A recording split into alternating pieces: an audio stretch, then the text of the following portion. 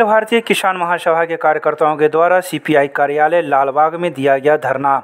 यह धरना दिल्ली बॉर्डर पर चल रहे किसान आंदोलन के 6 महीने पूरे होने और सरकार के किसान विरोधी नीतियों के खिलाफ अखिल भारतीय किसान संघर्ष समिति के राष्ट्रव्यापी आह्वान के तहत आज दिन के 11 बजे से लेकर 2 बजे तक यह धरना प्रदर्शन किया गया। इस धरना प्रदर्शन का नेतृत्व किसान महासभा के जिला अध्यक्ष राजीव कुमार चौधरी ने की।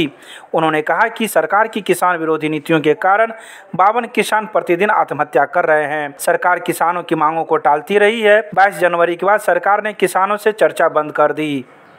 किसान संघर्ष समन्वय समिति द्वारा आहूत दिल्ली में बॉर्डर पर चल रहे आंदोलन के 6ठा महीना पूरा होने के अवसर पर आज पूरे देश का किसान काला दिवस के रूप में मना रहे हैं, जिसके उपलक्ष्य में हम लोग आज दरभंगा में किसान सभा के बैनर में धरना पर बैठे हुए हैं और सरकार से मांग करते हैं जो किसान विरोधी तीनों काला कानून अविलंब वापस लिया जाए। दरभंगा के किसानों का जो अभी रबी का फसल हुआ है, जो 1400 के भाव में भी कोई किसान का गेहूं खरीदने को तैयार नहीं है। मक्का का तो कोई रेट ही नहीं है, 800 रुपये मक्का कोई लेने वाला नहीं है।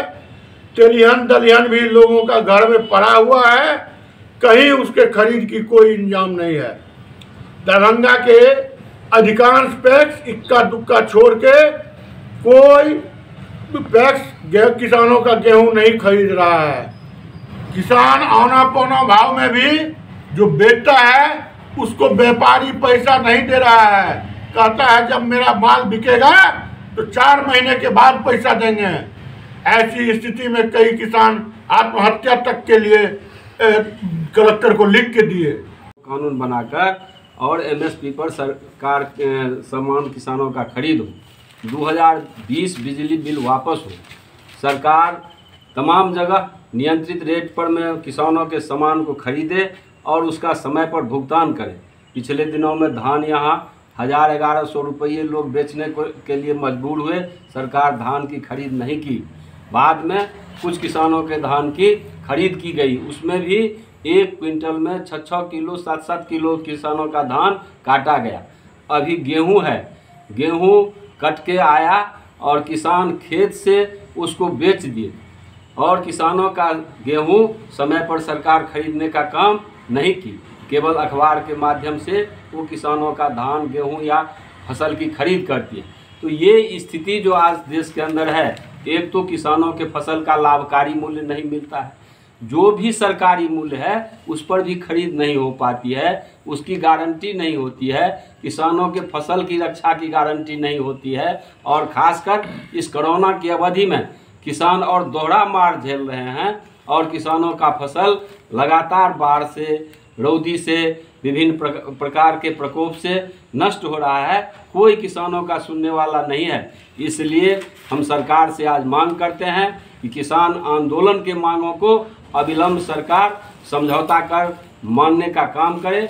अन्यथा इस कोरोना में, जिस तरह कोरोना में सरकार विफल रही है, उसी तरह किसानों की रक्षा में यह सरकार विफल रही है। इसलिए कोरोना के बाद फिर हम लोग इस आंदोलन को तेज़ करेंगे। पूरे देश के अंदर किसान आज आंदोलित हैं और उसका खामियाजा भी सरकार आए दिनों में भुगतने का काम किया है।